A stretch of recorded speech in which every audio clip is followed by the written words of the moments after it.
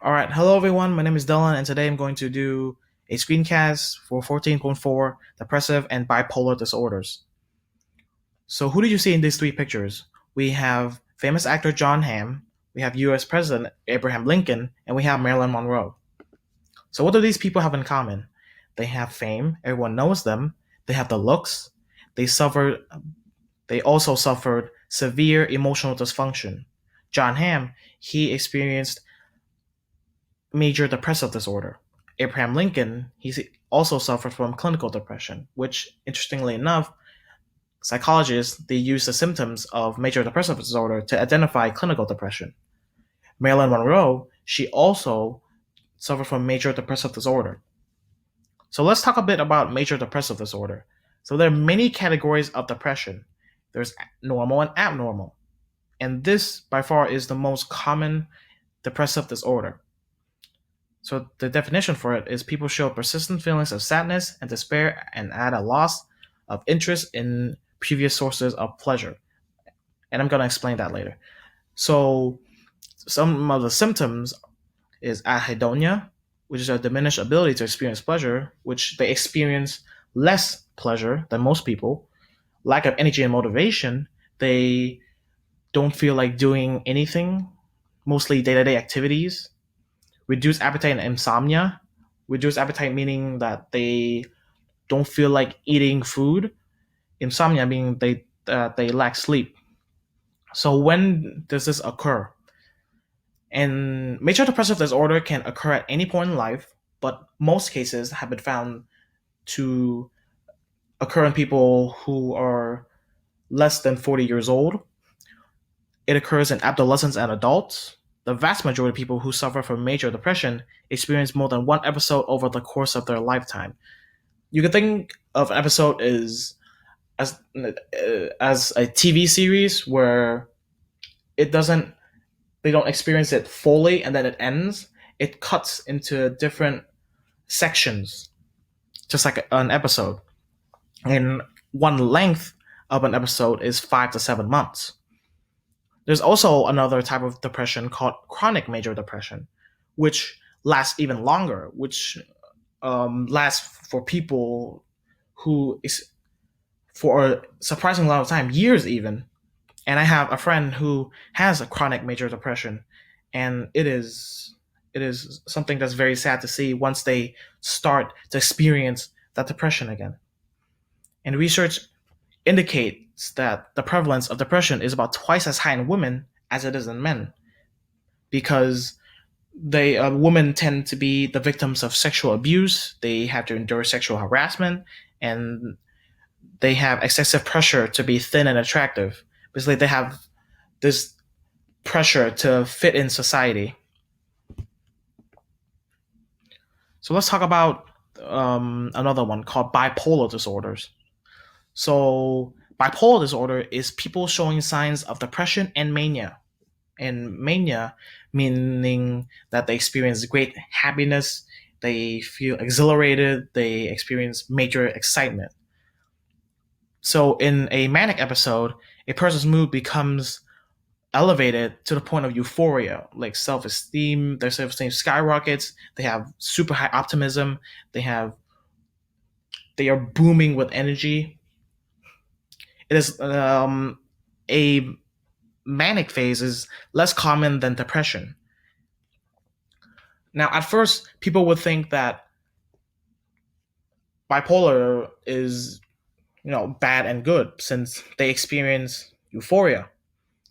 But this is totally wrong. You should not think that way, because people in a manic phase, they tend to be super excited, not like your normal happy-go-lucky type of person. They would make irrational decisions because they can't think straight.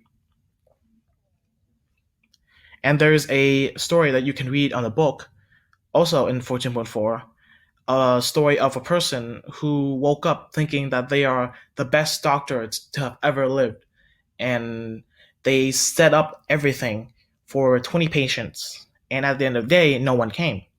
So he took a hammer and smashed his entire room, because Okay, sorry about that. My screencast only allowed me 5 minutes.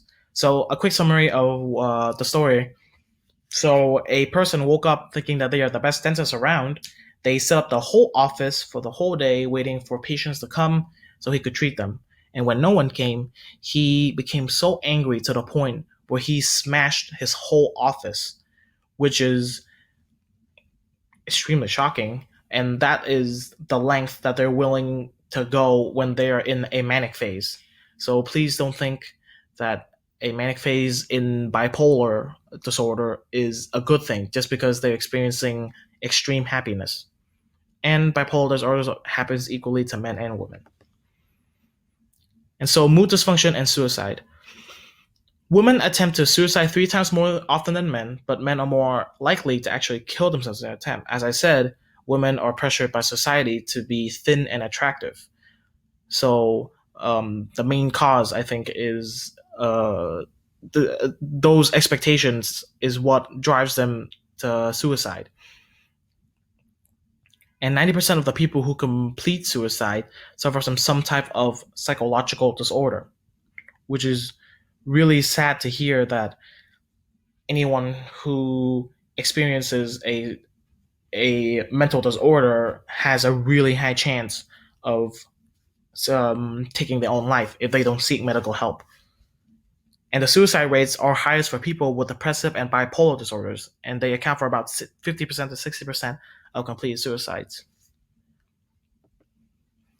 So let's talk about the etiology of depressive and bipolar disorders. Etiology is a study of learning of researching the origins and the causes of things. So this is we're finding the origin of depressive and bipolar disorders. First off is genetic vulnerability. Genetic factors influence the likelihood of developing major depression and bipolar disorders. So genes play a big part in people developing the major depression and bipolar disorder later on in their lives. So there are neurochemical and neuroanatomical factors. There's correlations have been found between mood disorders and abnormal levels of neurotransmitters in the brain.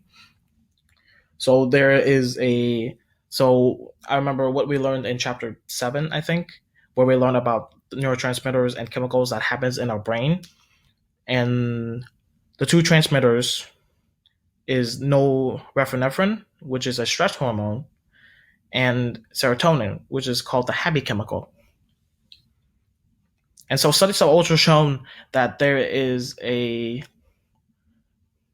neurogenesis where not a lot of there's a lack of production of neurotransmitters being produced in the hippocampus. And the hippocampus is what regulates emotion in our brain. So here are some more etiologies. So hormonal factors. So depressed patients show high levels of cortisol.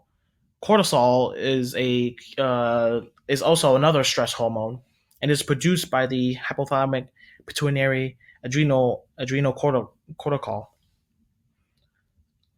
Next up is some cognitive factors. Your way of thinking is also affecting how depression is developing in your brain.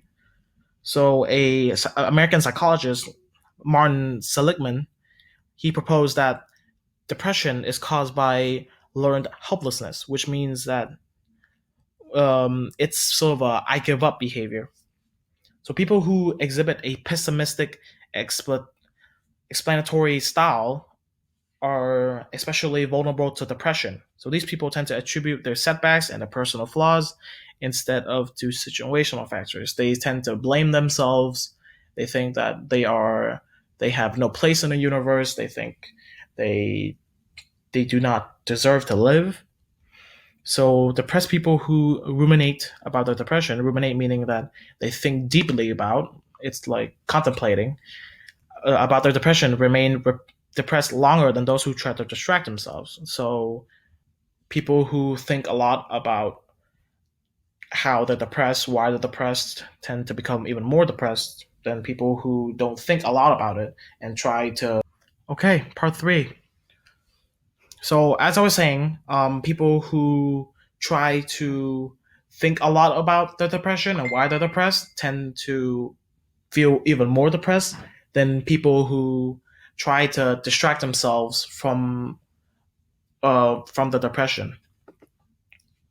And here's a little picture about um, trying to interpret the correlation between negative thinking and depression, and you see how neurochemical changes it it branches off into negative thinking and depression, and negative thinking and depression kind of does a vice versa thing. And here are some even more etiologies. So, interpersonal roots, depression prone people, which is people who are easily exposed to depression, tend to lack the social finesse, tend to acquire many important kinds of reinforcers, such as good friends, top jobs, and the desirable spouses, which means that people they struggle to find these kind of factors in life that makes them feel like that they're desired. So, and researchers have found that correlation between poor social skills and depression, which people who don't interact enough will feel depressed. Evidence also suggests that depressed people unintentionally court rejection from others because they tend to be irritable, pessimistic, and unpleasant companions. So they think that they have no place to talk to the other person, and so they seek reassurance from the other person. And so this creates a cycle which makes the other companion really annoyed. And so that would eventually lead to rejection of the person who is feeling depressed.